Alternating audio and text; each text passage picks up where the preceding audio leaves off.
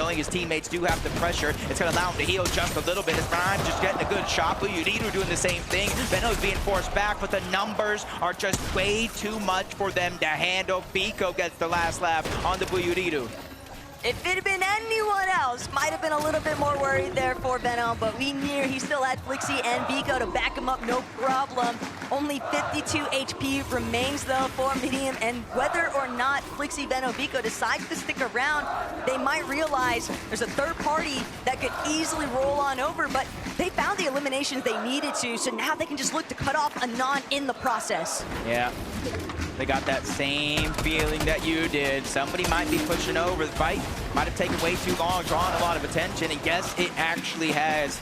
All the way from across the ocean, OCE from that low side on the map. Storm Surge is going to be one of their biggest worries dropping there if the zone does pull towards the top. They really have to start to figure out a way to take advantage of it. And with two teams here, Vico, Flixie, and Veno, and a solo player that they did leave behind down below, they're just kind of waiting here, getting information. They know Ager's team also lands on this side of the map, so they're trying to figure out where is the easiest possibility to get that damage. It's just no secret. Anon was very vocal about the fact that he is not a fan of the way Surge has been working zone by zone. Up 1,001, down 300 and another. It's the nature of the game, and it can be brutal at times, but that's exactly why we see them trying to be more proactive, trying to create those aggressive Surge instances. But I'm not sure Veno, Biko, Flixie is the team that you want to take your chances on. I feel like this is the team right here. Poyo, Agers, and Acorn, 10th place after day number 1. And I feel like the majority of the community had this team in their top 5, in their top 3, possibly winning the entire thing. But now, Acorn, one of the best IGLs, Poyo, one of the best fraggers in the game, and then Ager's the guy that can do it all. They're really going to be tested throughout these 6 games, just like Cammy, Audi, iDrop, haven't left their drop spot, not any bit, but this fight continues to come to them, from Epic Whale's team to Tay-Tay's team. They're all just trying to get as much Storm Surge's damage because they know that's the kind of currency, that's the flexibility that allows you to rotate early when the zone pulls towards the north. That's something you can focus on versus everybody else. But these kind of scrappy box fights are exactly where Asia tends to shine, and that's why we see a little bit of reservation there from iDrop, Cammy, and Hottie. They know what kind of position they're currently holding on the leaderboard. They don't want to give it up.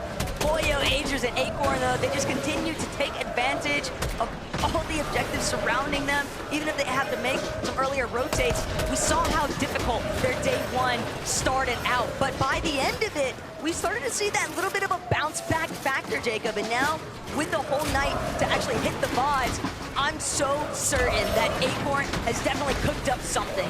Yeah, in this game round, they did actually get the medallion that lands at Demon's Debris. They have the Mythic, and because of that, they have the A rank, which unlocked that vault, and they have the exotic as well. The Wrecker Revolver that shoots faster with every hit fire, so that's something that we're really going to have to watch out for, especially if they're looking for a comeback today through eliminations. Savage Chat, Reason trying to do the same thing, slow to rotate on out. They're prioritizing getting Storm Surge. A lot of these teams that are slow to rotate, those are the ones that are making the focus on this fight. But this is a big turnaround right now, though. It's only Cammy and iDrop left to duke it out up against some of Asia finest, but they're going for the double revive. It's a little bit greedy, but Tay-Tay, he's actually the only healthy member. They're gonna opt for possibly trading out revives, but no, Tay-Tay recognizing just too far away, crash pad out, going for the escape, but iDrop and Cammy aren't gonna be able to give pursuit, at least not right away, but there's nowhere left for him to run. Tay-Tay, he's just gonna have to full-on bail. And sometimes you just they don't get a choice. They're trying to just bring all the loot back into their box. They know other teams potentially nearby, but Adi's the one that really kind of opened up that opportunity, gets the knock, and the rest of the team was there. And that's a confidence-boosting feeling, knowing your entire team has your back. You can make a move, sometimes without even out saying anything. Clicks, Higgs, and Iyamzo kind of, I wouldn't say changing up their overall strategy, but all 3 of them as a team, they land towards those RBs just outside of the Supernova Academy. They get as much of that brick as possible, which kind of maxes out for the most part, and then they go and loot Supernova Academy, try to get all the loot. I know everybody hears the crowd roaring right now. Swizzy, Mustache, and Queasy, business as usual, getting their early game Storm Surge, getting their early game rank ups, and then accessing the ball. And the main thing to take note of here, Jacob, is that these guys aren't changing anything. Queasy, Swizzy, and Mustache are running this back as if we're still in day one, despite it being game 7. And if nobody's going to force them to change their strategy, it's hard to believe that Queasy won't end up taking over height later on. Definitely a possibility there in first. They don't have to change up anything because nobody even looked up yesterday. But Cooper and Curly find themselves in a peculiar situation, 2v3 versus the NA West champs, Baka Pars and Pump. But Curly's doing a good job of holding down his walls, holding down his defensive and fighting back, forcing the Flowberry Fizz out on the other side. The triple hill is going to get him back into action that much quicker. But they're just at the edge of zone with not far to rotate before they make their way in. That's going to give them the luxury to stay a little bit longer, but a massive haymaker onto Pars. That's going to slow things down just a little bit and continue to build the confidence for Cooper and Curly. Cooper and Curly are really having their mettle tested this weekend. It's so unfortunate that they had to leave Reap behind, but they are still a powerful duo that can definitely pop off with a strong performance here. One singular clutch could be all the momentum shift that they need. Cooper has been here so many times before, Jacob, and he knows that they've got to try and capitalize, but they have no idea what kind of duo is crouch lurking behind them. Balor and Adapter, they've also encountered some early struggles, losing Mansoda since he didn't get the memo. And Adapter, Balor, they don't even get the chance. They thought they were gonna get the jump on Cooper and Curly, but instead it's been 180. They're almost 500 damage below the threshold. Cooper Curly, they don't see if it activates. They won't be able to get that visual, but they will hear the shields crack if it does come down to it. But they're just kind of hunkered down below, biding their time as much as possible. Time that they may not necessarily have. They have extra shields in their loadout, but they don't have any extra HP heals. So sooner or later, they might be pushed into a situation where they have to get elimination, especially now that a whole nother duo starts to make their way in. That's Tay-Tay and his teammate, but up goes Cooper without no HP. Exactly what I said, they have to go for elimination, but Valor, he's at least gonna be able to steal away one. That's one less chance, but Storm Surge activates, making it just a little bit easier as Cooper and Curly have to go, and they have to go now. It's a 2-tick. They're on the clock. If a Cooper does it, he dunks on him from above to get the siphon. But the same can't be said for Curly. He has no siphon to profit off of just yet. They're going to have to find another elimination. They're going to have to find it now. Adapter has fallen. Cooper and Curly just continuing to make something out of nothing here. But Balor, that surge tick is just destroying him. The shield crack goes up yet again. He's using every single bit of healing resources he has, and it's still likely not going to be enough. Yeah, like I said, the shield's cracked. That's a giveaway for Curly and Cooper, and immediately turn around, tried to land shots. Valor's doing just that, and he barely gets himself above that damage threshold, and he knows he cannot go back for his teammates' reboots card. This is a solo journey from here on out for him, and he does some good damage yet again. Will he pick up the elimination? We'll wait and see, but Pixie, Vanya, and Marius, you can see the zone just outside of OXR HQ. These guys have been smooth sailing so far in this game.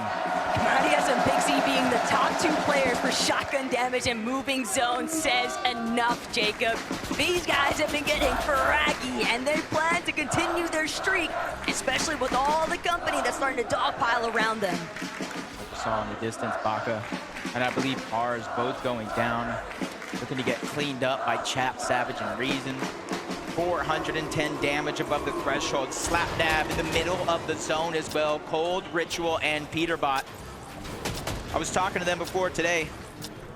They didn't have too many game plans other than just play better. They know their performance yesterday was abysmal, and that's just a huge fire underneath their belt to do just that and have a good comeback. And Chino's just fighting on the other side. That's Anon all the way from OCE, but his teammates are coming in. Backup has arrived. Chino's just getting pushed back further and further. Resign's starting to feel that confidence, but there's too many players all around for Doxy. Surprisingly, Resign's catching him off guard. Multiple players just trying to push in, but for Doxy making sure to save the day. Down goes Resign's, and up goes their chances to win this fight.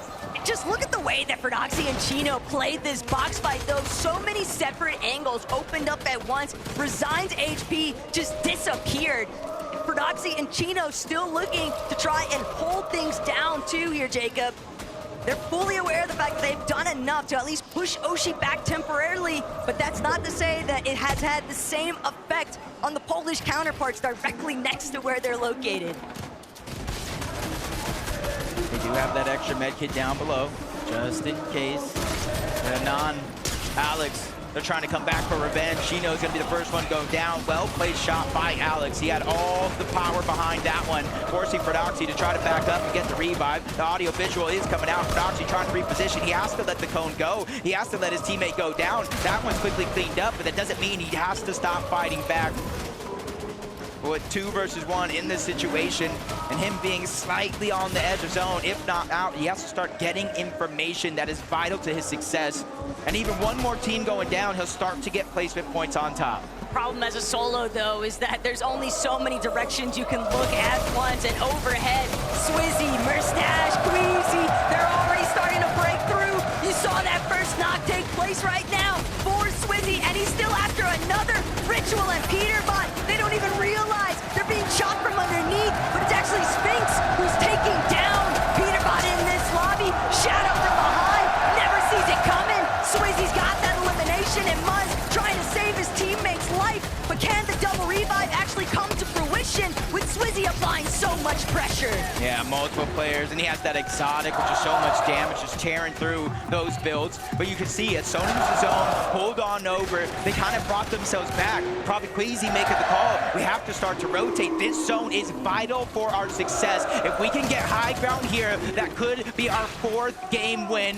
But while one team's having an easy game, Iamzo and Clicks, with one of them being down, Iamzo's trying to get him back up. They have 1 crash pad left in their inventory, 6 splashes for the HP if they need it, some Flowberry Fizz, but it is a far pull for a duo to have. A little bit sad there for Merstash. He really wanted to see if he could get a good chunk out of Acorn, Agers, and Poyo on that rotate, but crash pads are out. Along with the Flowberry Fizz, Iamzo's immediately going to try to claim a position towards the front side, but holds back for a second here. A little bit split from Clicks. Clicks going to build right back up where his teammate's at. He needs some of these chuck splashes, but of course, another rotate. There is no time to stop, especially with Queasy, Swizzy, and Merstash right back at home base on the high ground. That happened so fast, you blink, you might have missed it, because now there's a whole nother team on top. They're getting battled out, chopped down even once, but the consistency for them to remain in the clouds is absolutely amazing. Swizzy, Merstash, and Queasy making it look easy down below. Everybody is at their disposal, and this is where we know what they do. They just target out second height over and over and over. They reconnect along the way, so teams are going to have to think of something different here compared to yesterday. Savage Chef and Reason seem like they're a little bit more intent on just trying to stake out these front side rotations, but for Clicks and Iamzo, it's likely going to be a backside of zone play. They're going to have to find a refresh. They have hardly any materials to work with. Iamzo doing what he can to drop whatever builds he can for Clicks, but there's nowhere safe to tarp out through inside of these lower layers. Everybody is frazzled here. Yapko, Panther, and Seti also in a very strong top 3 position, and they want to hold on to it, Jacob. They don't want to let it go. They worked way too hard to get this far. To go down here in 15th place. Storm Surge still active, forcing players to fight one another. Even though they have to rotate to the zone, they're trying to keep their 3rd place spot intact. They're only 8 points behind as we stand in this game, but Merstash, Swizzy, and Queasy are just double tarping, making sure to reinforce, but Venno, their duo are trying to look up. At one point or another, maybe 2 zones ago, they were the team on high ground, but it got stolen away. Up goes Acorn! They're ready to battle it out! M8 versus M8 as Poyo's ready to take on the competition, but towards the backside of zone, they chop it all down. Queasy, he saw that one coming from a mile away. That's exactly why they had Merstash overhead, still looking to try and build things out here, but Swizzy blocking off Acorn so professionally. Everybody's been chopped up. They're all falling down. Agers has been eliminated. Poyo and Acorn trying to go right back up on the height, but it's Malabuka, it's Lux, it's Ping. They're the ones that have fully overthrown the high ground. They're the ones that are ready to find their first victory royale. Merstash, Queasy still has duo, but they're still holding that first place spot. Kanata is going to go down. Only 3 of the teams in our top 5 still alive. Mustache, Queasy, they're trying to be heroes, but Queasy not only takes a big shot, he loses Swizzy across the way. Mustache has to figure out a way to reunite into the same box. They do that very, very quickly, but it's not going to matter. Queasy goes down. Mustache gets the elimination, but he's all by himself. The family sacrifice might have been everything that they needed, though. Mustache tarping like a madman, just trying to block off every possible angle. He knows there might be an opening, a teammate underneath that's just so much worse off than he currently is. But instead, it's both Kanata and Rapid. He's looking to play spoiler, but he can't get enough damage applied. Mustache still, somehow, some way, tarping through this middle layer, and nobody seems to be cutting him off just yet, but he's running out of material, and Malibuka walks him overhead. They've lost Ping. Ping thought that he could take out Darm in the process. Instead, he loses his own life. Somehow, Rapid, Kanata, Bolts all still alive on the low ground. Even with Bolts going down, they got the front side of zone and a chance to get the revive. A couple eliminations being cleaned up. Biko trying to stay alive. Malibuka and Walk still on high ground, raining fire down from above. They get that knock on the Kanata, and you see the Flowberry Fizz coming out. They're getting ready. The inevitability, the drop down from above, it comes in. Kanata gets cleaned up. The Siphon comes into play. Walks is doing damage. Malibuka is causing pain. Walks and Malibuka, they might just be able to do it, Chap. Not going to be able to withstand the pressure here. Malibuka with a huge cleanup shot. Walks now just needs to seal this one out. And just like that, Malibuka and Walks, they take down Pixie. And that's going to be the first victory royale here in Game 7. A night and day difference when it comes to how these end games played out. Yesterday, not a single team looked up. Today, 1, 2, 3 or more teams try to fight for it, and it's Malibuka, Walks, and Pings that took it all, Frankie. Let's get you up on your feet! Your fans want to see you! The Havoc fans want to see Walks! The mates want to see Ping and Malibuka! Malibuka, just one question really from me. What took you so long? I don't know. We were not sure what to do on first day, but maybe we'll figure out something today. We definitely figured something out. You managed to take the high ground from the high ground kings, led by Queasy. Was this something you worked on, managing to take high ground from the top spot? I mean, it was pretty high ground this game, so we just going with. So do you have the Americans to thank for taking it first and chopping the boys on top? No, we just saw. Just everyone. So why would you? I'm gonna actually head over to Chopper. Walks, do you have a word for this crowd that are supporting you and your teammates? Yeah, I appreciate you guys coming out, supporting us, and watching us play. It means the world. Hopefully we'll be able to clutch up and come back today. And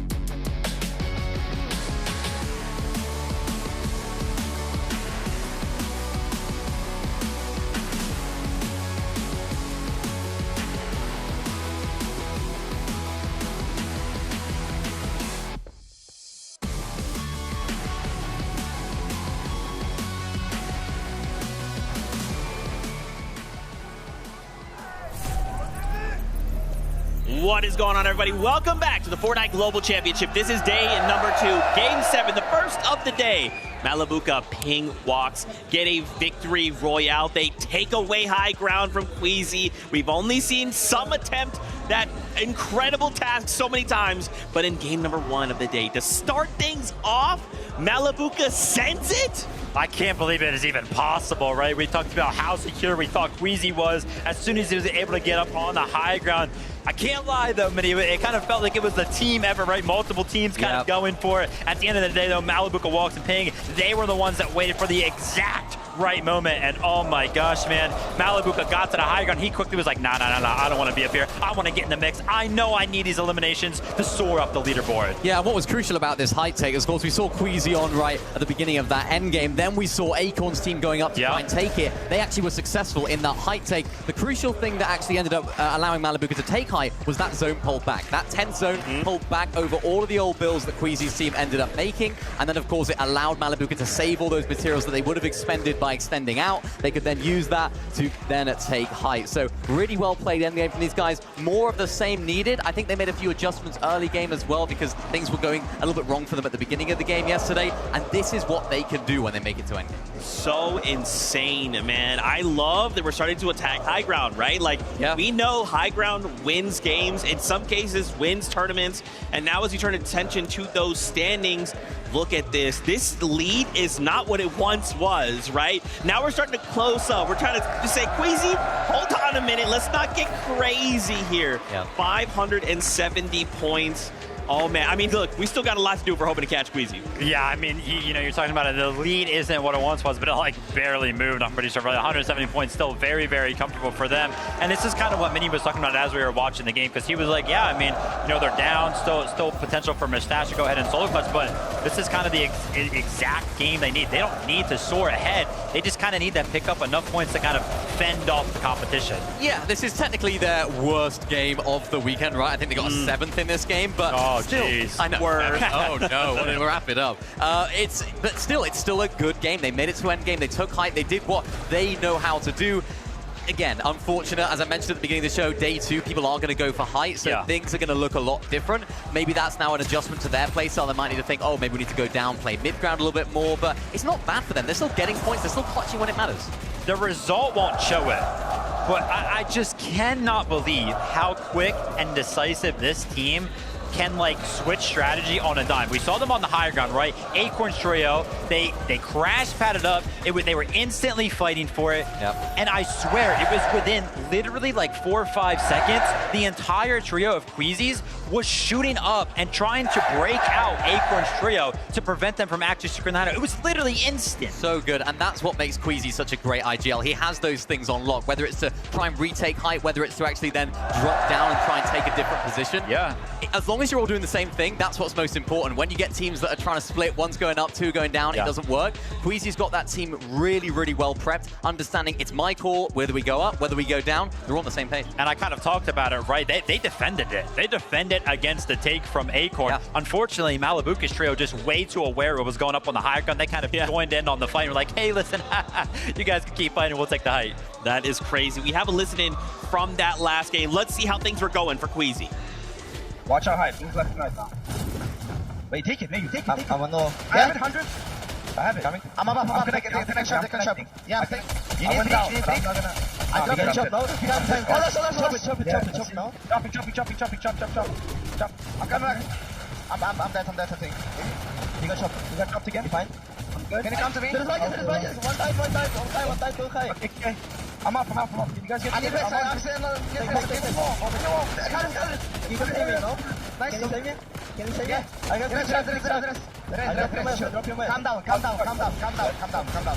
stand deals, guys. I have sickness. Go, okay.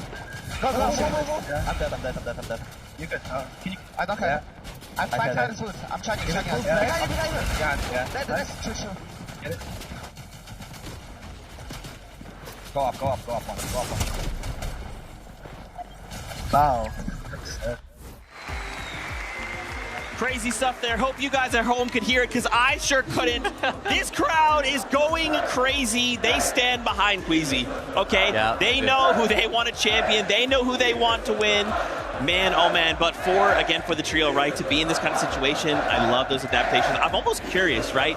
Now that they had someone contest them, now I almost wonder, what are they thinking going into this next game, right? What kind of little micro adjustments are we going to make sure that doesn't happen again? Yeah, in this scenario, I would not want to be Queasy, right? Because he's kind of got to be the guy that decides that for his trio. Hey, listen, do we kind of give up on the whole high ground thing? Obviously, that is our best strategy, but, you know, we're kind of have this comfortable lead to where if we kind of just played mid ground or low ground and make sure that we pick up, you know, a decent placement every single game, we'll still hold on to the lead, or do they just play what they know? It's these moments where champions are made, right? When things aren't quite going your way, when something happens that you didn't expect, how do you adapt to that? How do you adjust what's been working so well for you to have the courage to say, right, you know what? Let's change up what we're doing. Let's maybe loot in a different area. Let's try and look at other teams from Storm Surge early on, because it looked like they were a little bit lower down than we've seen them in previous games. Yeah, true. Maybe we change the way that we play our end games. That courage is what makes champions champions. That is crazy. You know, yeah, you have that comfortability. How do you say, look, we have to break what we know. Yeah. If we want to be champions, maybe that's the answer. Let's go back to these standings, though, and start taking a look at the second page and see kind of where things are going. Wanted to highlight here Mr. Savage showing up here in this final end game, having a good game. We still need work, right? There's still work to be done, but having, you know, starting to kind of pick up steam, starting to pick up momentum with 5 games more to go. I'm excited to see what else they bring. I'm actually kind of surprised they didn't move at all from 11th, right? Yeah. They were in the mix, throwing that end game right there. I think it was Mr. Savage from the trio who took some of the splashes out into the storm early on to make sure that they ended up clutching up. I mean, it's great to see them in the mix. Obviously, you know, making it to the end game pretty often, but 11th place, they seem to be kind of stuck to that position on the leaderboard right now. Yeah, and I think that just speaks to how high quality these end games are, right? They're very top-heavy end games. Lots of our teams that are doing well already are making end games and still doing well. So it's very tough for the teams that are a little bit lower down to sort of break into that upper echelon of placement. But if they keep the consistency going, if Savage can keep clutching up like this, having that IQ that we know he has, just to be able to have that experience, that understanding of the game, to sit back into the storm, try and farm out as many placements as possible, they can try and mount an attack here on the top 10. I mean, yeah, look at that. Top 5 with 8 eliminations. Insane work from them. Obviously, the clutch kind of coming in, and they just don't move on the leaderboard, man. Yeah, it's just so tough out there. You know what's crazy, too? Think about this year, right? Mr. Savage comes in, he's like, guys, wiping my hands, I'm not competitive. Yeah. And then here we are on a global stage putting on this performance.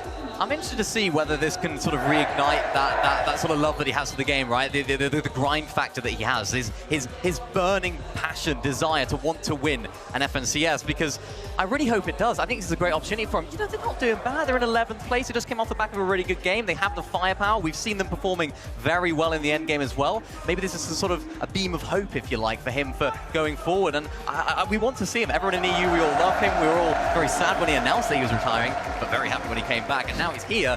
What a story. Oh my gosh. Also, we can't forget Clicks as well, right? NA. He's coming back. Don't even worry about it. He's putting on a show for us here. Again, though, the job is not done, right? We do have 5 more games, but 5 is going to dry up so quickly, Vivid. So for not only Clicks' trio, but for every other trio, we really need to make sure our strategy is locked tight. It felt like yesterday I was almost begging for a game from Clicks' trio here to just please make it to the end game as a healthy trio. You know, give them an opportunity, give yourselves an opportunity to show your game plan, show how good you are, show how good of a year you've had over on the NAC region. But again, right there, game number 7, a whole night's of rest, opportunity to go over it. Higgs is down early. Yeah, it's tough. I mean, it's not the ideal start for them. They've made it to the end game, which they've been doing quite consistently well so far. They're not in a bad position by any means. And I think they just need that one big game. Ideally, sooner the better, right? Because they're a team that does thrive on hype. I know Clicks is, you know, one of the biggest streamers, if not the biggest streamer in Fortnite. He lives off of the people watching him. He wants to be in the spotlight. He wants to have that moment to himself. And that could almost catapult them. That could give them that confidence, instill that confidence back in them for the rest of the games. For them, they've just got to try and make something happen in the end game, more so, as you said. Stay as a trio, make something happen, and hopefully feed off of that hype and confidence. Maybe that's a VR and getting rallied by like the crowd, right? Like having them to push you over the line to kind of start to build that momentum. But I like what you called out, the sooner the better, right? And it's not even just them, it's everyone, right? These little strategies with only 5 games. Guys, it's only 5 games. If we're going to try and pull out some kind of strategy, if we're going to try and swap our drop spot to land on someone else, it has to happen now, right? Like, if we're not in this top 10, we got to get ourselves in there. I mean, the best time to do it would have been last game, but the best time is now, right? This is the time to switch things up. I think this is an important moment for the teams, right? They've had a little feel as to what the lobby's looking like, well, what teams are doing around them, which is so crucial in the Surge meta. So now they can really make those adaptations. It's all well and good looking back at the games from yesterday. It's a completely different day. Everyone's doing different things. Yeah, and I'll touch on a last couple of few points here from that game specifically, right? We even saw Venno. He was kind of up on the high ground. He was kind of, you know, tutoring with the idea that he could maybe take it from like 8th zone on some kind of build up for it and actually end up like fighting for it or trying to defend it. But hey, listen, they were kind of thinking about it. And then obviously Kanata's trio finding themselves in the mix towards the end game as well. Guys, you know I love breaking down things between the games, but I'm getting word it is almost that time to kick back into all of it. Never mind. That's the battle bus, so you know what time it is. Game 8 starts now.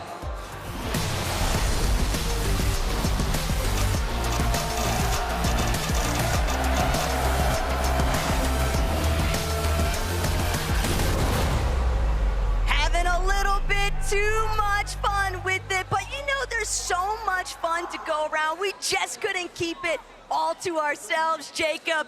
So Levin, why don't you give a big hello to everybody here for Game 8? I had to get involved in the action, Taco. I mean, the games have been way too good.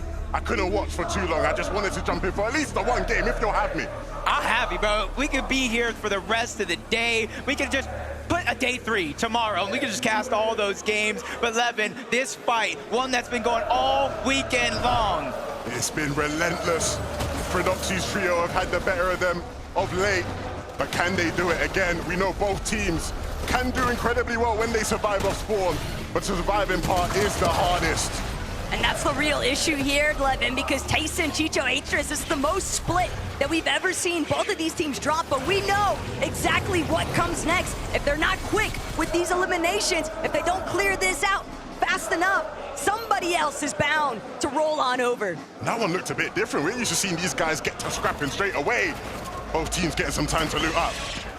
And Venno actually got that first elimination onto Coyote. It looked like Yuma was trying to play aggressive and try to clean it up, but Venno just created so much distance, it made it too much of a risk to continue to try to push it down. But back and forth, these off-spawn battles looking to get chaotic more and more so. Tayson almost piecing one up, but they found an exit. Chicho is in a struggle. He goes down. That's the first one knocked, but Prodoxy's down as well. That's going to be a 2v1 situation with Tayson getting knocked. It's all a Trish to try to get away. He's scrambling around. He evens the fight up with a knock onto Pablo.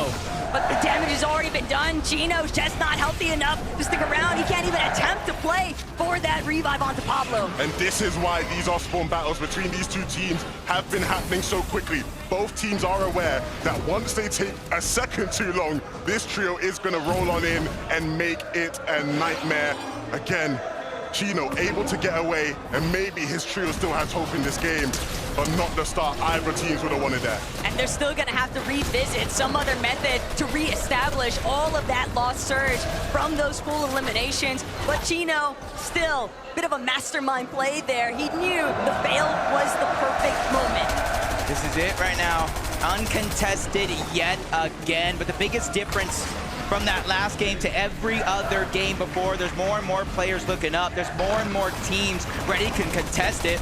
But they realize there's only 6 games left throughout the entirety of the day. 5 now with 1 already done. And their chances to overcome that point deficit is going right out the window. I mean, for watching it on the sidelines, it doesn't look like anything really can get in these guys' way. I think they've showed their ability to still get so many points out of games, even if it's a game where hype doesn't quite go their way. One of them still able to clutch. Can anything stop them today, Taco? And that's the thing, though, is can anything stop them?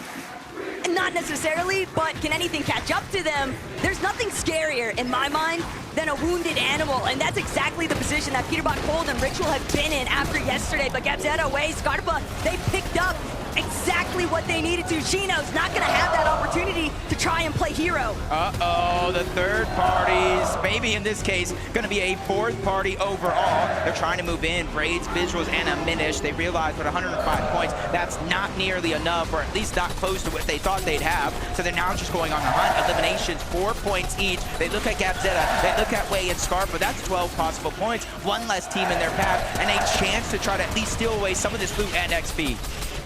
Thinking about Gabzetta, Way, and Scarpa having priority control right now, though, on the Queen. Braids, diminished Visuals. They see just how distracted Gabzetta, Way, and Scarpa truly are. They are lurking. They are creeping up ever so steadily, perfectly concealing themselves. But this is where patience and trigger discipline really come into effect. Got another team. That's a fifth party. A fifth party's now coming in towards the side. So even though Braids, Diminish, and Visuals are trying to lurk and grab some eliminations, surprise attack one, they could be the ones that's happening to them. But Kadu, Tisco, Striker, instead of going for a lurk, they just immediately take the high ground. They said, hey, if you guys want to rotate out of Ranger's Ruin, you're going to get tagged up the entire time.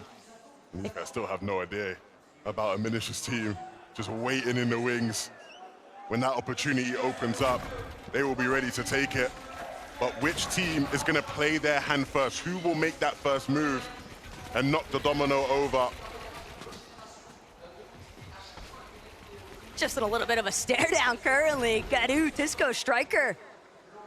While they had seemed initially so intent on getting involved, the way that they've now just put everything to a pause, surely this has got to work out for Visuals. We've got to start to think so, right? We know in this lobby the thresholds for Surge are so high. Time is such a valuable currency. The more time you spend doing nothing, the less time to have to get Surge later on. Someone has to do something quickly, and I think they're starting to realize that. Oh, but yeah, I think everybody's realizing things aren't pushing. They're not happening as quick as they should. The third parties don't got their opportunity to lurk for elimination. So Striker, Kadu, Tisco, they're going to be the first ones rotating on out. But Arc School and Salco, look, instead of going towards the south, typically they were fighting that team, Kadu and his entire trio. This time they're pushing up towards the north. Vortex, Goofy, and Mountain are going to be in their line of sight. School missing a crucial shot. They are in the zone, so every second is just more damage being ticked off. Salco's going to be the first one dropped, though. NA West is now in danger. Arc, he was doing so much to carry his team yesterday, but School not going to have that opportunity. Vortex, Goofy, and Mountain defend their current hold, but it's also making you wonder what happens to Queasy now that they've been interrupted. Yeah, this is going to, again, be a real test. Will it be a chink in the armor? Will it be another walk in the park for our OXR HQ team? Things looking like a walk in the park. I mean, we've seen them do this many of the games so far in this competition. And the crowd will chant for Vanya Bubu. They know things are looking good for their M8 boys right now. Oh! Uh-oh. Pixie will be fine, I'm sure. The revive will come through. Got me excited there for a second. You know me, I like action. I like seeing the knock. You were excited till you noticed that it was done by both, and then immediately you key back in. I quickly remembered, Taco. A little bit of that third base action. But is it okay? There's a third party, there's a fourth party, the fifth party's towards the north. Okay, we got a sixth party now joining Rangers Ruin. Honestly, when Rangers Ruin first appeared, this is the team that said, hey, we're ready to take a triple contested fight against Prodoxy and Taste Trio. They ended up changing things up a little bit, but now they're going back to that home base where they first called it.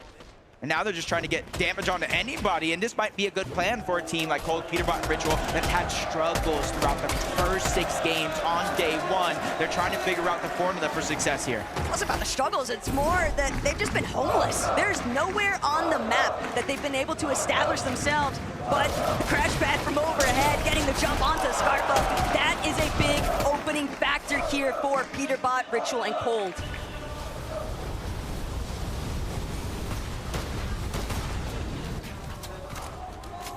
Clicks the Amzo Higgs, business as usual. And here's the thing about this team is they know how to fight. They know how to play for Surge. And I think that's why we see them in the top 10. It's just they kind of have the little hiccups, the little speed bumps towards the end game, maybe getting a little bit too aggressive, playing as individuals, and we do see them kind of stuck as duos. This game around, I want to see a change up. I want to see no matter what happens, right or wrong play, they stick as a full trio, because when you do that, sometimes miracles can happen. But you're seeing kind of one side, the north side of the map, kind of getting a little aggressive. Teams just trying to push each other in order to get their Storm Surge. On the south side of the map, with the zone pulling over in this direction, this is where you're going to see more and more of those Surge bases set up. A lot more time to accrue some damage. A lot more flexibility here. Hands up. Big weekend for him. And he's delivering so far. He's with 2 experienced LAN players. But he's shown that he can hold his own. Seti isn't a fan favorite. The crowd aren't loving Seti, but Seti is used to not being the favorite. He's used to people doubting him. And so he won't let that bother him too much. Still over here, the zone's kind of favoring them out of all 3 trios that are in this direction, but shots continue to pour in. It doesn't even look like he knew exactly where those shots came from. And look, I fully understand that Peterbot, Richmond, and Cole, these guys are such prominent players on their region and just considered top players overall. But even still, there's only so many drops that you can actually practice efficiently, and that has been a real thorn in their sides throughout this weekend. Oh, no! The classic! They dropped down the Surge base, and with that ball damage, that's easy Surge for them. It's raining loot, and a chance for them to come back. That is so sweet. Not for paper. Victory for the Epic Whale. But one team's slip up, a little bit caught lacking. That's exactly what the adaptations you have to kind of anticipate heading into a day 2 format. It's on the feed. Agers going from that to getting another knock around the map. Canada bolts, rapid. They haven't had to move far from their actual initial drop spot. You see them saving the slurp truck down below for those extra heals. Seeing Rapid just kind of eye out the land right now. He is the IGL for the team, just trying to figure out where players are currently at, deep into the zone, and where they need to start to rotate to, so they have the least congestion. And in the background, Queasy, Swizzy, Merstash, that's a team that you gotta think that Kanata just spotted out. And you know what they're looking for, Taco 11. They're looking for that bunker. They want it, but are they going to actually be able to grab it with Kanata, Bolts, and Rapid so close by? Be pressed to believe, hard pressed to believe that Kanata would let that one go for free. Same case scenario for his teammates, but picks Demon's Arm. They've just been playing their own methods, and it's worked out heavily for them. Team with such little experience, but you could never tell from watching them in the lobby. Set game plan, set structure, and excellent execution. The young Poles continue to make their mark on this lobby, but there is still plenty to do. Acorn and Agers have plenty to do here. Poyo gonna have to be picked up. Somewhere along the way, they might be able to find him, but if they aren't able to bring him back, it's basically an uphill battle for Acorn and Agers. Merstash, Swizzy, and Queasy, though, they're still able to make their way towards the bunker. So Kanata, Rapid, Bolts, probably thinking better, not really willing to get caught up in this instance, but maybe they choose to wait outside. Maybe it's somebody else entirely that might be looking to shut Queasy down. There's very few teams, Levin, that can even access this vault this early on in the game. So even there, they're not that close to another. They have to rotate towards that OXR HQ. They have to rotate towards the south. So for Vanya and Marius and Pixie, they're going to be able to kind of see Merstash, Swizzy, and Quizzy. If they memorize their outfits throughout the course of the game, they're definitely going to get that 100% confirmation and a chance to take them down if they're going to take it. Yeah, absolutely. You know, that's something Vanya will keep track of. So we'll see if that ends up leading to a clash between the two teams. It's something Vanya predicted would happen. He said he wants to play for Height today. We'll see if he's a man of his word. For reason, Chap and Mr. Savage have done incredibly well at times throughout this competition, but speaking to Mr. Savage yesterday, he said, hey, I feel like we can do even better. We got another gear to go up. Multiple games yesterday inside of the top 6.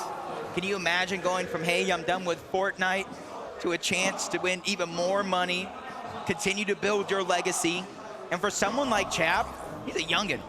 You know what I mean? He's still earning his stride, earning his respect, and he's doing it in such a good fashion. Their road through Major 3 to get that qualification spot and then showing up big in day 1. And now they got to lurk onto Sphinx, Muzz, and Shadow, waiting for the countdown. 3, 2, 1, Sphinx goes down. Reason, Chap, Savage, they're ready to start this fight. That's going to get cleaned up with ease, but instead of running away, they realize with a 3v2, it's now or never. They need the points if they want to climb that leaderboard. Reason, Chap, and Savage, they're trying to be as quick as possible. They don't want to allow the opportunity for Muzz or Shadow to escape, but they're just not fast enough. Chap, Reason, Mr. Savage, they're gonna have to be content with the body loot off of Sphinx alone. But Chap's still seeing if he can try and pull out a little bit more here. Good tag into Shadow's HP bar. They've got Muzz a little bit cornered, but Chap, Reason, Mr. Savage, this is all that they want. They're stuck just outside edge of zone, and they know if they clear out Muzz and Shadow, they're gonna have free rotation path with nobody left behind them. You see Reason, his instincts are to make plays happen. You don't want to be too ambitious, don't want to give them any room to put your team in a bad situation. Mr. Savage taking a big chunk of damage, and that will slow things down just a moment. And again, they did well to get the first. Of course, they want even more out of this. They know these guys are going to be weak, these guys are going to be on the back foot, so they'll continue to pressure, but let's not make any mistakes here, boys. Yeah, they're out of zone. They're kind of thinking not too many teams even hear the noise, but get Zed away and Scarf, but they definitely do, and they're moving in. But Muzz goes down. Chap trying to finish this fight, and they do. So Savage takes down Shadow, but the third party is now making it hard for them to survive. That's the way to do it. You saw Savage, Chap, both shotguns in hand, playing together, taking advantage of the man advantage, and now that puts them in a much more favorable position. Well played from Chap, Savage, and Reason. Not the same story, though, for Clicks. Visuals brazen and diminished since it didn't work out at Rangers Ruin. They're going to have to find that surge elsewhere. And unfortunately, it's only Clicks, last man standing from his team and just being absolutely battered. There's no way he's going to be able to withstand the pressure of Braids. Visuals and Minish coming out on top. Not every day you see teams carrying away that minigun just to melt through those builds. You're not going to be able to hold the box at all, but this is exactly how that fight started. A lurk play coming out of a Menace. He dropped a mini shed on Hig's head, and they went in and cleaned up that last elimination onto Clicks. And you can see the frustration on Clicks' face when he went down. Such a frustrating way to get out of this game. But they'll have to hit the drawing board.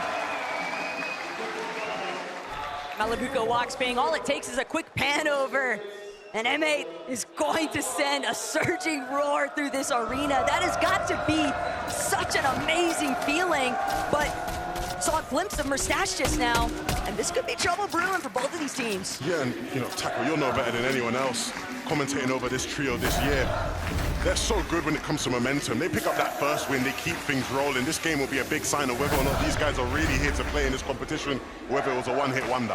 Especially after that Game 7 win being in such a commanding fashion too, but that's the gameplay that we were almost expecting to see in day 1, but as long as they manage to capture that kind of performance in this secondary day, there might not be a point amplifier, but there's still plenty of opportunity to catch up on some positioning in the leaderboard. Yeah, I'm always saying you got to leave no regrets behind when you play on such a big stage like this with a huge life-changing amount of money. And I think yesterday some teams may have played just a little bit too safe compared to how they played during the majors to qualify for this global championship. Being able to go back last night, VOD review, and really figure out what was going wrong. You're seeing a more aggressive pace coming out from some of these teams. Not exactly every step of the way, but when they get a key knock, when they get some good damage, they're now starting to play more and more aggressive, and most importantly so, more and more teams, just like Poyo, Agers, and Acorn that we see here, are willing to contest that high ground in the later portions of this game.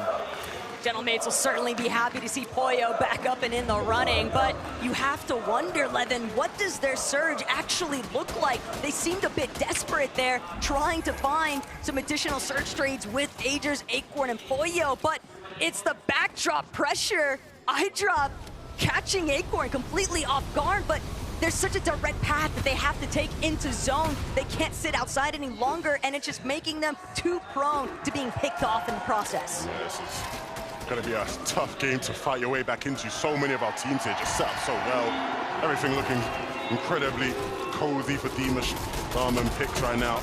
And they'll continue to pressure some of the teams looking to make their way on into that safe zone.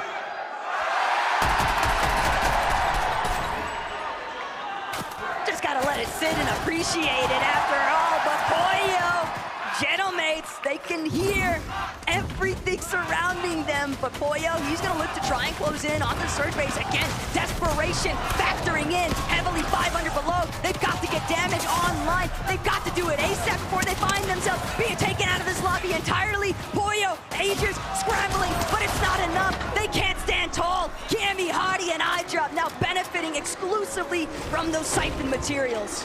Cammy could smell the desperation on those guys, and they capitalize. Unfortunately, it was always going to be an uphill battle for Pollo and his trio. That was a tough game, but there's still a couple more for them to get back in it. Cammy, though, now looking much better off after being able to pick up some of them Cypher mats. Yeah, and it was actually iDrop who got that initial knock and elimination onto Acorn, leaving them that far below the damage threshold. But now the zone pulling up over towards the north. This is a good zone for the majority of the lobby. There's not too many different elevation changes, especially drastic ones at that. It's just as long as it doesn't pull towards the west. That's what the entire lobby has to be hoping for right now, including Pings, Walks, and Malibuca. From high ground victory royale in that last game to low ground for now. But this is exactly kind of the same pace they were taking. It wasn't until zone 10, maybe even 9, that they actually went up for that high ground and held it for the rest of the game. But you're seeing some teams above the damage threshold with their eliminations, but 4 eliminations though, Veno, Vico, and Flixie, they're 178 below the damage threshold. They know they have their work cut out for them and get focused outside of the lobby, making it hard for them to find their way in without burning through these materials.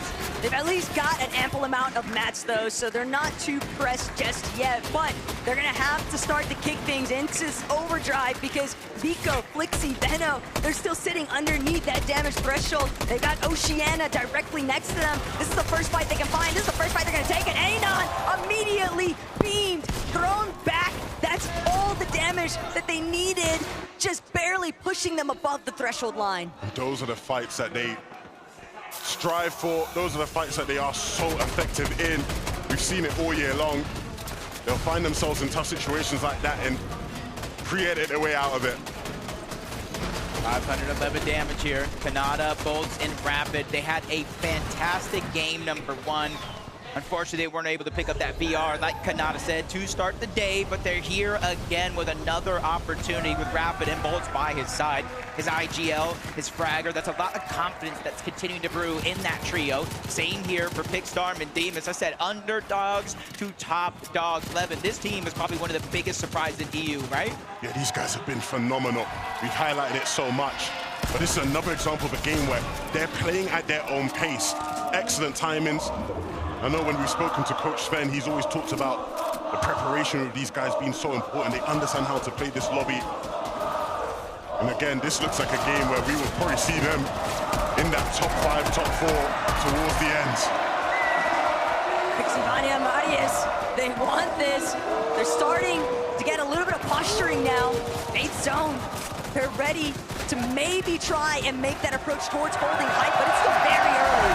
This is the Vanya Bubu height game. Are we finally getting to see it here on land? We finally got a chance here. 411 points. These are the ones that are essentially hot on the heels of that first place team. They're building out, looking for opportunities to reconnect. You see Marius focusing down that second height. It may not be an AR, but the damage is still there. But Flixie and Veno, they both go down. Vico's still 59 below the damage threshold. He does have minis, he does have some big pop, even a med miss. But the miracle thing is that Storm Surge is going to turn off. It's going to reactivate later on in this game, but at least he knows where he stands. But they were just constantly teeter-tottering for far too long on that surge threshold. Mr. Savage in a very similar position. He's just trying to get out of the low ground, but he won't get the chance. Chap falls directly after him, and that's going to be a little bit of open ground now for somebody else to try and roll through in this ultimate lower layer. But still, Swizzy, Mustache, Queasy, they are plotting looking for that height take. Yeah, it's never a good sign when you see a team fighting on zone transition. You want to be ready to rotate. These guys are Queasy scouting out the rotate. Where can he find an angle to use that crash pad? Gonna have to create more space to do it. That one's going to be easy. Gets to the other side with ease. He's not even distracted by the other players in his path. He knows, get to the front side of zone, control the pace, control the tempo, worry about it later. And there's very few players next to him on that side. Cammy, iDrop, Hottie going to be one of them. But on the high ground, there's not been very many teams that can contest them. Pixie, Marius, Vanya, this could be their chance to get that VR. And they get another elimination on the pump. Can they clean it up, though? I like this from Vico, though. Still just out of sight, out of mind, but he might be able to make a huge play if he can find another elimination. Said no, Vico jumped on first. That's going to be the dream ending here in Game 8 for Veno's team, but Alex resigns. They've just got a little bit more time, a little bit of an extension here. They're going to take the crash pad front side zone, but lower layers have already established themselves. They've got to be careful of not getting chopped out. Pixie, Darm, Demus, waiting till the last second, crash pad into the front side of zone. Swizzy, Mustache, Queasy, they have the materials. They did not play for the high ground. They're okay being down low in the dirt. They know they're the most dangerous team at this event, especially if you run into them. Kanata bolts rapid, scrambling around, trying to heal up. The splash is coming out, but that's the last of the white heals that Kanata has in his inventory. Up above, there's a team trying to put pressure down. You see them scrambling and forcing them to split up momentarily. The respect, though, from Queasy to still make the commitment towards the low ground. Meanwhile, Bolts, Kanata, Rapid, just doing everything they can to try and keep themselves up and in the running here. But iDrop, Cammy, they're still looking to break through. They recognize there's an opportunity here. There's a team that might be weak, but they're shooting into a box that nobody's even inside. Zone's put into the south. They got lots to figure out. Swizzy, Queasy now as a duo. We've seen them dominate from the skies, but how good can you guys take it? Swizzy wants it, looks to chop. Pixie, Marius, Vanya, they've held on well for now, but this is the hard part. Can they continue to hold on as the 11th zone ends? See the double pump coming out from Marius. That's not going to deal a ton of damage or even pressure. Marius is dropping down along with Pixie, staying to the backside of zone. They're making sure nobody can flank him as Bolts takes down Cammy. He is a solo champion on land before, and third parties is looking to have a masterclass performance here. 600 points. Swizzy is just trying to keep them going across that finish line, scrambling in and outside of the zone. The slurp juice just a little too late. He just can't do it. Storm sickness coming into effect. They spent so much time outside of the zone, but now Watts trouble on the high ground here for Vanya. Boo Boo. Watts still trying to see if he can commandeer it for himself. Gonna have to use the Flowberry Fizz. Probably only a matter of seconds before he might get chopped down or force the drop and enter the fight down below. Panzer Seti and Yapko, though, 11, they're so healthy. Yapko, they're looking strong, but can they close it out on the low ground? Demus will fall. And so now, Seti, Panzer, Yapko looking to remind the rest of the competition that they are in it for the win. Watts has no more HP to hold on. The tree will be the only thing stopping it. They just need to connect with the final shot, and the Storm will do the job. They are the favorites, but right now in Leon, you must give them respect. They win game number 7. Seti, Yapko, and Panzer. I started the day saying just a few big games away from that top spot. Frankie, they're just a few games away. On your feet, boys, on your feet. Seti, it felt like it was just a matter of time before you got your victory royale of the 2025 Fortnite Global Championships. How did you manage to do it from the low ground? I mean, I just have the best teammates and we have very good chemistry, so it just works. But the chemistry has come so quickly for you guys. Yapko, coming back, we talked about it earlier, from North America to Europe. Why do you think Europe is so successful here in Lyon? I don't know.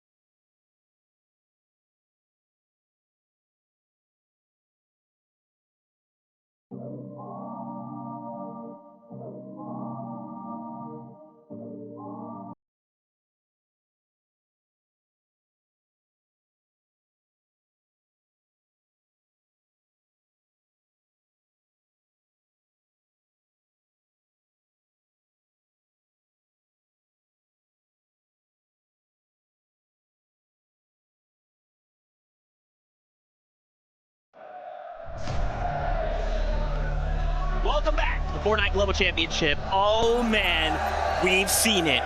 It happened. Seti gets a victory royale in LAN. Unfortunately, the crowd, they boot Seti. They don't know him. They don't respect him like that. And they probably should.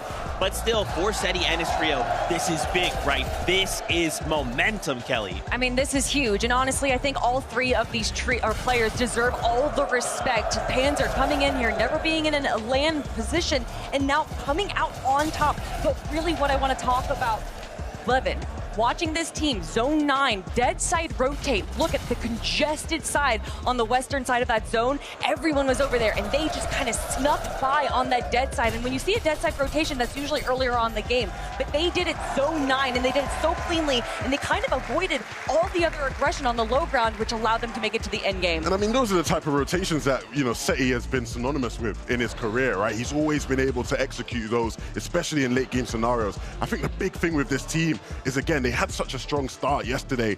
A lot of people sort of would have looked at them and gone, are they going to keep it going again today, right? And can they really get a foothold in this competition? Seti showing right here, he's here to stay. He won't let that crowd affect him. And that's going to be a big game for them in the standings. You see them now securing a position in third place. Man, they are moving up, dude. But guys, look. Yeah, I mean, 438 points. If that was all, you know, that was the talk, it would be fine. But when we look at the top, Queasy, Murstache, Swizzy, 606 points. It doesn't matter what situation they're in, right? They don't need to be winning the game as long as they kind of hold on to that lead, right?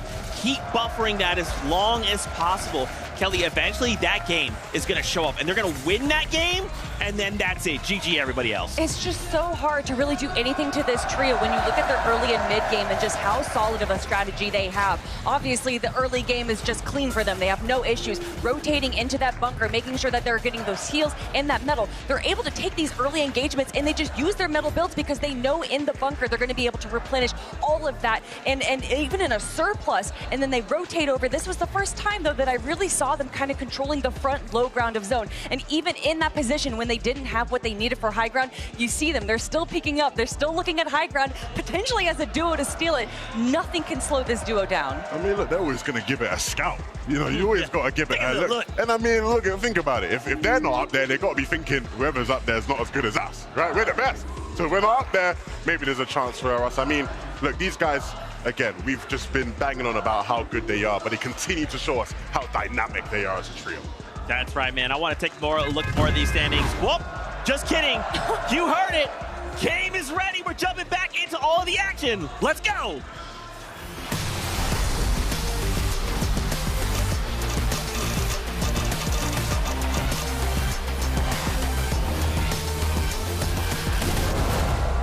Just when it looked like teams would get a chance to catch up, they have another phenomenal game. Even without wins, it's looking like teams aren't able to slow down the masterclass performance of Queasy, Swizzy, and Murstache. It's almost going to take somebody or a full trio or more to take matters into their own hands. We've still seen a little bit more of a stumble, though, from Queasy's trio in terms of managing those end game instances, and Storm Sickness has definitely played a heavy part into how they're able to manage some of these moving zones. But right now, we got to worry about what's happening with Prodoxy. Jason, Atris is going to be the first one knocked. Prodoxy knows, though, he can't afford to let up the pressure anytime soon, but he can't get close either. He doesn't have a shotgun. He's only got this hammer assault rifle to work with. Pablo, Chino, Prodoxy, though, because of that initial knock and elimination, they're going to have the advantage here. Pablo can't get overhead.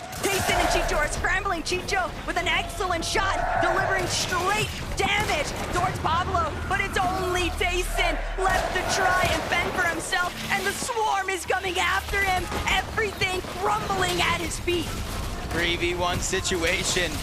Almost even more than that, with the bugs taking him down as well. Tayson's gonna fall, and another off-spawn victory for Fordoxy, Chino, and Pablo. We talked about this being the team right here that will try to win it all and take matters into their own hands. With the drop spot roulette, it's not just for one team. Veno, Flixie, and Vico, they've had enough of Canyons Crossing. They go toward the north side of the map. Balor, Adapter, Mansoor, they're the ones now getting surprise contested.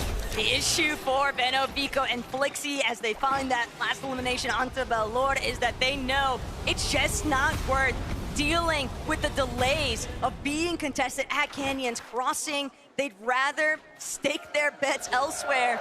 And I like the idea to pivot. They have a very realistic chance of taking over the top 3 if they're able to actually play through their own strategies. But Pixie, Marius, and Banya, every time they're on the screen, you almost anticipate that the Banya boo-boo's gonna follow shortly after. Marius, just what a supportive teammate, tossing medkits their way, making sure that everybody has ample white heals to play tag off Surge. Yeah, essentially consolidating all of those extra heals into one spot. Flixie, Amzo, Higgs, and even though Supernova Academy uncontested, they're sticking to the plan. They practice up until this point. They land over towards those RBs. They get some chests, but most importantly, it's how quick and fast you can kind of max out your brick material. And then they go right back on over to Supernova, where this time it's a little bit of a hot drop. Extra loot over there, but Epic, Paper, Victor B, that just wasn't a one-game wonder. They're going again at Cammy and iDrop. Hottie's already out, and that gives them a huge advantage. A momentum shift, confidence at an all-time high as Victor V looking to go toe-to-toe with Cammy there on the other side, fighting for pieces, knowing he has his teammates behind him. He's ready to go all in. Ever since Victor V was able to shut down Peterbot in the first lobby yesterday, Jacob, it seems like he's been playing with an all-new level of confidence, and that's the most lethal kind of confidence a player could possibly have. Victor V still looking to close in onto Cammy and iDrop, barreling at the walls here, and Paper directly underneath. It's a lot of pressure, and there's nowhere to run.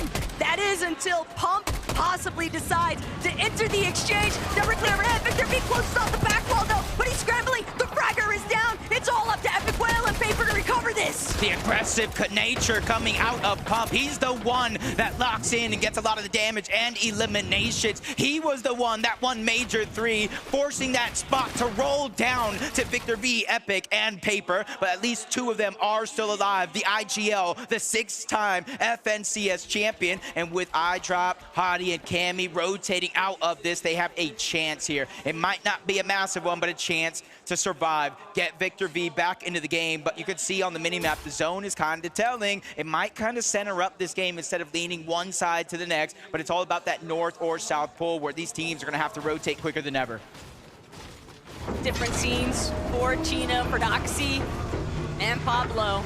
Ever since they won that initial battle at Rangers Ruin, had full control of the Swarm. Now they're getting the priority access and double the trouble. Gonna enter the conversation. I feel like that was best case scenario in terms of exotics, considering their playstyle. Yeah, Slapberry Fizz could be good, extra heals. Yeah, a Wrecker Revolver, the exotic could be good, but the way these guys fight, 2 different one-pump shotguns could possibly change the game, especially since they ended yesterday with a win and 19 eliminations. They're trying to channel that. Arc continues to take the fight towards the north side of the map. Goofy, Vortex, and Mountain, they're the ones they had enough of throughout the day. And Arc, yeah. Yeah, they're scrappy, and that's the big thing here, is that Arc Southcoast School, they realize Vortex, Mountain, and Goofy are just farming Surge off of Queasy from a distance. So we're gonna take the battle to them. We don't wanna waste any more time as issues continue to pile up elsewhere. Epic Whale might have just met his demise at the hands of Cold.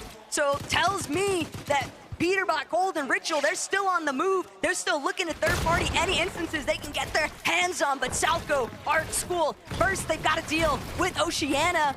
And the longer this draws out, Jacob, the worse it is for both of them. Yeah, when they won their major championship in Major 2, it was through aggression. It was through running down teams, forcing them back to the lobby, whether they liked it or not. They're trying to channel that here, but it's just not that easy because every one of these teams, regardless of the region, are one of the best teams in the world, which is how they qualified to this stage. Goofy, Vortex, and Mountain, they're just not going to roll over. They're going to fight with every fiber of their being.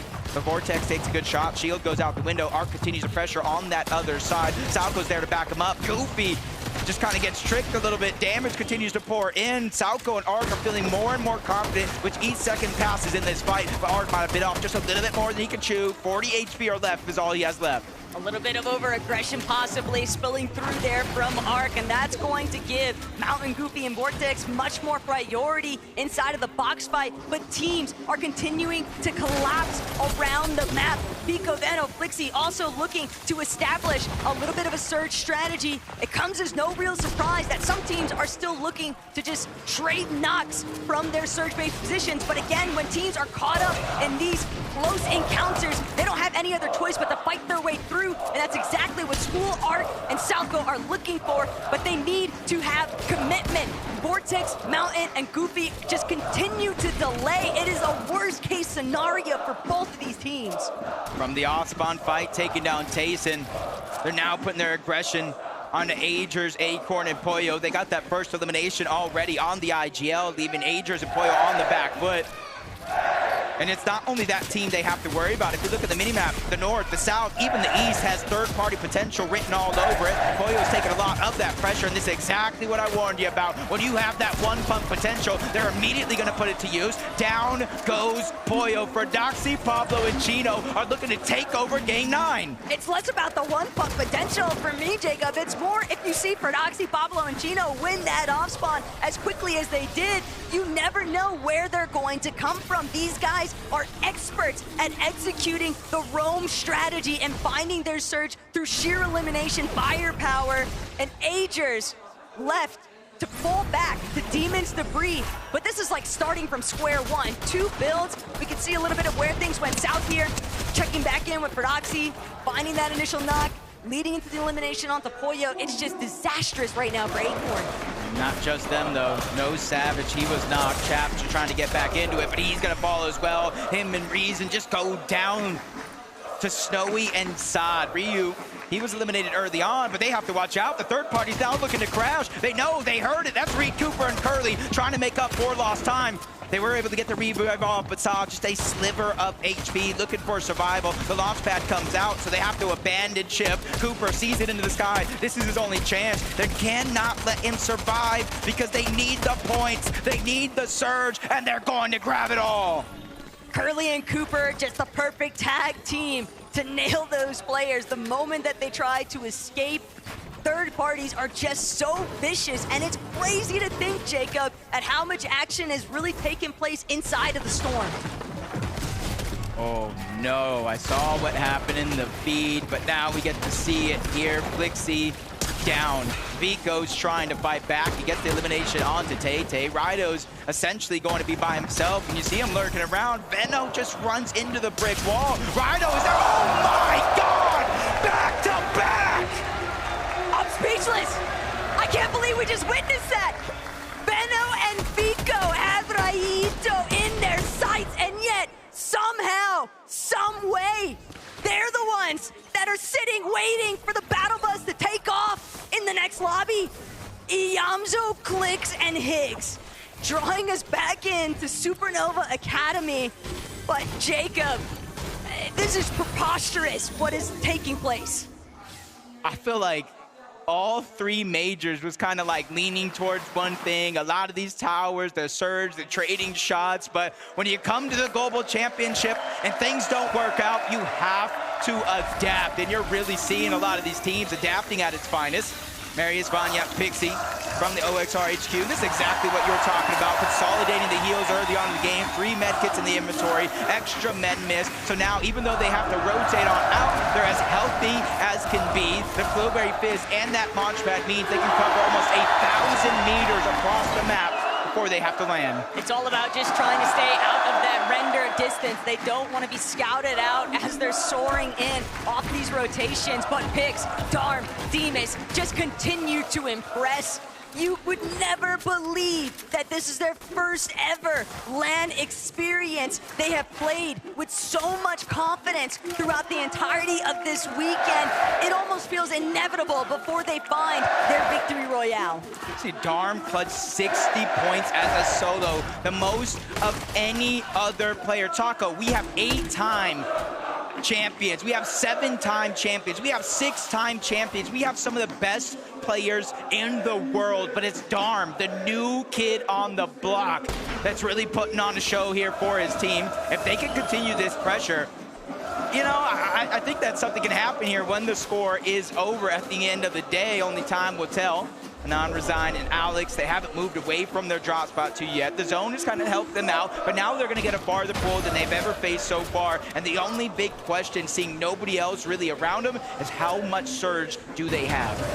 They'll at least have that Rift Pod incoming, a little bit more resources, a little bit more utility that they can possibly utilize, but heading towards the top of this mountain range, Anon bound to have spotted out those players a little bit further east from where they're located.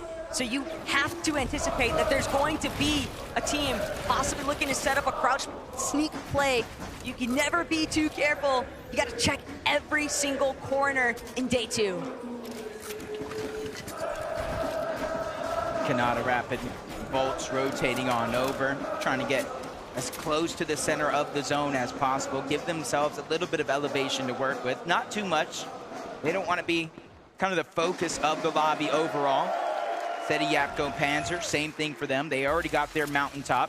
Just at the edge of the zone, though. Seti's using that bush to his advantage, not even a full box. If you don't respect the player, you've got to respect the gameplay. Maybe Seti can win over this French audience. Maybe he can be an honorary, nominee for somebody to cheer for here, because they've really been playing lights out this weekend, Jacob. They deserve a little bit of credit for what they've been able to put up. But right now, it's all about Anon, Alex, and Resigns trying to shut down Seti, Panzer, and Yapko. They don't want to allow him to find any sort of rhythm. Yeah, it's going to be tough, though, because you saw that stat. Yapko, with 2 different versions of the AR, he has the most damage in the lobby, making sure that they can play these games out with flexibility. They can play these games out with space and positioning, because he is making sure they are almost always above that Storm Surge threshold. And it comes from positioning like this. Remember, Taco, they land at the Kappa factory all the way towards the east, so they're making their rotations a huge focal point of their game plan. As we jump on board, Clicks, Pigs, and Iyamso still rotating in from the north side of the map. They're being trailed by King Phaser and PHSin, which is not a comfortable feeling, because King Phaser and PHSin love to fight. And it's not only that, but look at how much material they've been having to burn on their way in. Not only that, but they're also just announcing to everybody else inside of zone already that's looking back, oh, there's walls going up. Oh, there's definitely at least one team approaching us from the flank, so they don't even have a chance to try and even posture more towards the inner section of that edge of zone. And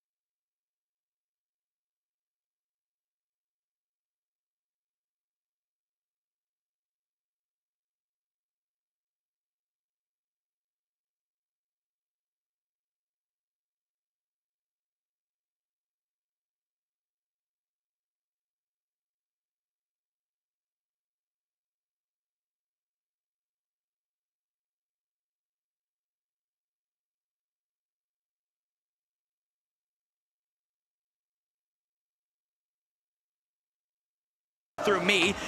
And it's full circle. Now they're on the same team, and that confidence for Victor V is at an all-time high. Much more familiar sight, though, for Swizzy, Queasy, and Merstash. Arguably their best loadouts at this point of the lobby so far here today. And Merstash, Swizzy, Queasy definitely still being very conscious of what surrounds them. School Arc and Salgo not too far behind, but Yamzo and Clix, they're forcing their way into these edges of zones, and they just don't have anything to work with. The last of their materials being expended. Yamzo even opting to try and fall further back, hoping that the Medmis can buy him enough time, but Pump, Baka, Pars, they're already in zone, Jacob. They'll hold this for as long as they want. Yeah, and since they're already positioned in zone, like you said, it makes it an easy decision for Pars to kind of go by himself. He knows his teammates are watching his back to try to get that loot as fast as possible. Yamzo knows they're closing in on distance. He's trying to use his crash pads to escape, but you cannot escape NA West as they take down Clix, Higgs, and Yamzo, and their struggles continue. Just asking for way too much for Yamzo to wiggle his way out of that one. Even if it hadn't been Baka, Pars, and Pump, you could see there's still several other teams in the area that were bound to lobby focus that solo the moment that they spotted him out. Malabuka walks ping, though. Looking to get a little bit more active here, trying to funnel teams around them. They want to see if they can make a play just to switch slightly higher up onto the elevation, utilize some of this natural map terrain, but they're still holding teams back. They don't want anybody rotating through them. Malabuka keeping a heavy eye out. Walks, separate angle hold there too, but right now, they've got a little bit more time. It's the calm before the storm. I think that's a little bit of an understatement, the way some of these games have been going on, especially today, where more and more teams are realizing the position that they are in on that leaderboard. They're realizing one of the only ways to come back is actually contesting that high ground, making sure Merstash, Quizzy, and Swizzy don't continue to run away with a tournament. I mean, they're doing the same thing. Him and Braze get active early on. They get another elimination on the mid team. As the Arms just continue looking around, every team that crash pads to the zone, they're at least landing 1, 2, 3 crucial shots, which is where you see the difference right there from Coyote, Yuma, and Raise, is because they used a Flowberry Fizz with the crash pad to cover more ground, get higher up in the sky, and make it harder for them to get tagged up. A little bit of a look back into what went down with Brazil. Phaser actually winning out, getting a good knock onto Cooper, and that's gonna leave a very difficult entry point for Salvo, Arc, and School. They're not even gonna be able to push through. Just completely forced back. The interruption's so steep, but up on height, Watts, he's been knocked. He never had a chance to close it off. He's gonna have to depend on Malabuka to get him back to safety, but they're gonna have to forfeit height here, Jacob. Another team bound to try and jump immediately onto them, but Ping, Malabuka, somehow brought back without much of a challenge, and that is actually insanity to witness. And it's Surge underneath, that's the real problem. It's not just Surge, it's active Surge on top of that. Alex and On resigned, they're trying to rotate away. They get some shots, but they're still 160 below. Every 7 or so seconds, 25 damage pours out, and you don't get knocked. You get straight eliminated. Crash pad, Flowberry Fizz, they're doing what they can to rotate towards the zone, but it's Queasy, it's Quizzy, it's Merstash on the other side. M8 versus M8. Malabuka has no choice. 128 below the damage threshold. Queasy down, Swizzy, a sliver of HP. It's all up to Merstash. But Merstash knows how to play it through as a solo. He can maybe clutch up big time here. He just needs a few more placements to continue in first place. Malabuka walks, Ping, still underneath that Surge threshold. They're trying, they're so desperate. Everybody around them knows it too. They're not trying to allow the opportunity to let these guys break through their builds. But Merstash as a solo, what more could you possibly do? He's still buying points. He just needs players to fall around him. I feel like if anybody could start to make this clutch happen, it's him. They are above the damage threshold, but no Queasy, no Swizzy. They're not in this lobby, and that means a new team is able to claim that high ground. Pixie, Vanya, and Marius Last time we seen them on this high ground, they weren't able to convert, but this is a second chance for them. And this is a big chance because we're still into the top 15. They have no eliminations from Mustache, Swizzy, and Queasy. They only have 2 placements versus placement points. This is how you close the gap. They're certain to have seen what that elimination feed looks like, though, but Demas, Darm, Pix, seeing them control the low ground comes as no real surprise, but they know they've got to keep a hold of that front side. They're immediately going to start making their way towards it, but they still got to be careful. Height overhead. Mustache is a solo. He'll be forced to drop to ultimate low. Malabuka creeping directly underneath him, but Mustache, he doesn't realize it. He only has 6 builds. He's trying to conserve as much as he possibly can. He's just so quiet in the background. Yeah, he's kind of waiting for the zone to force him out, let all these teams bypass him on this rotation, and hopefully try to get some sort of a sneak attack. Peterbach holding Ritual still alive in this game as well, but their material count rather low. A lot of the teams being affected by the high ground and the pressure that they keep pouring down, but at least they're 134 above the damage threshold. When it comes to Storm Surge, I think they're good from here on out, and even Pixie from up above getting another knock onto Coyote. Alex cleans that one up, so Luke going on over to him, but they're just pressuring over and over and over, whether it's an AR, the double pump, they're not letting any team look up. It's an issue, though. Anon, Alex resigns from the low ground. They might be able to pick off Yuma, but they got to worry about Pixstar and Demas, who've essentially cut them off. They've completely surrounded Oceania. They're going to be the ones to overtake the front side of zone now, and with Darm leading the charge, spraying back next to Pump, Pars, and Baka, but no one dares to challenge Poland underneath. That was a good time to take him out. There are 12 placements worth of points still left, more than half still on the leaderboard. Resigns trying to go in. They lose Alex along the way. Underneath, they have to turn back. That's Kanata. They're wreaking havoc on the low ground. Resigns falls all the same. The whole team gets sent back to the lobby. Even Baka's feeling it. Pars has to go on by himself. Vanya's taking down Peter. Nobody has had a chance to look up. They're denying opportunity after opportunity. Marius, Pixie, and Vanya could go all the way. Without Acorn or Queasy in the lobby, we knew Height was probably going to default to Vanya instead, but Darm, Demas, Pix, they refuse to give it up. They're still looking to bring this one home. Kanata has a solo, Marius with another elimination, just carrying all of the resources back to his Tarper. Vanya down to his final couple of builds, but thanks to that refresh, a little bit further, he can extend that Height take. Pixie thought he could maybe drop. He's got Marius right next to him. They're causing so much catastrophe, but Pixstar and Demas, that's a fight they might be willing to take. I could count on one hand how many healthy teams are still left in this game. Kanata has no shot. He's trying to get as many placements before he eventually does go down. Vanya, I'm not sure what happened, but he gets knocked. 2 players up on the high ground. Sphinx trying to battle back, but Pixie gets dropped. Marius falls as well. Pixstar and Demas, the underdogs, are looking to take it all because they might be one of the only trios left in this lobby, but I spoke too soon. Darm goes down. They have to get the revive. They're the only team on the low ground in the zone. Sphinx and Shadow, they don't have a chance. They can't push through.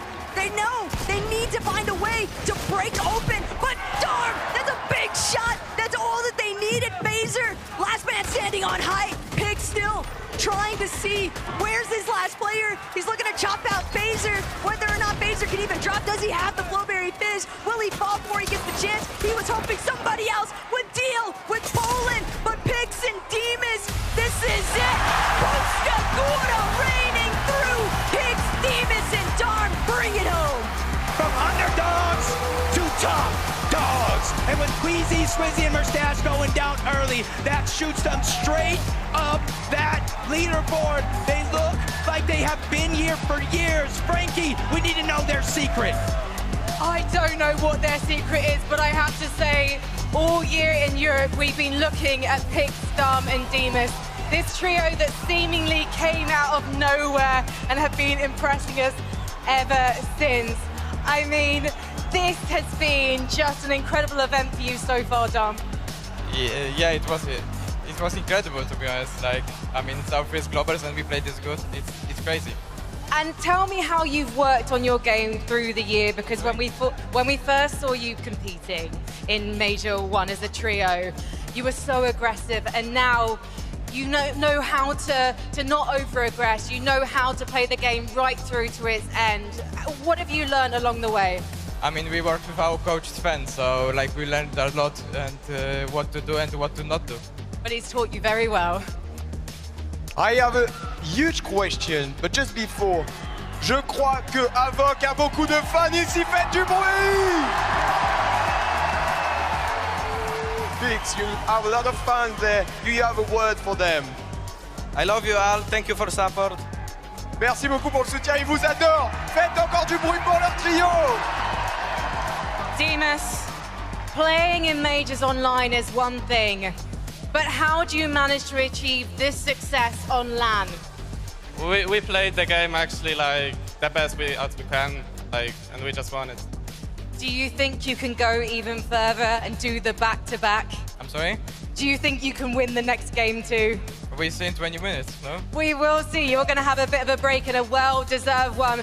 Please, Leon, Havoc fans, show your appreciation. Pitstorm and Demas!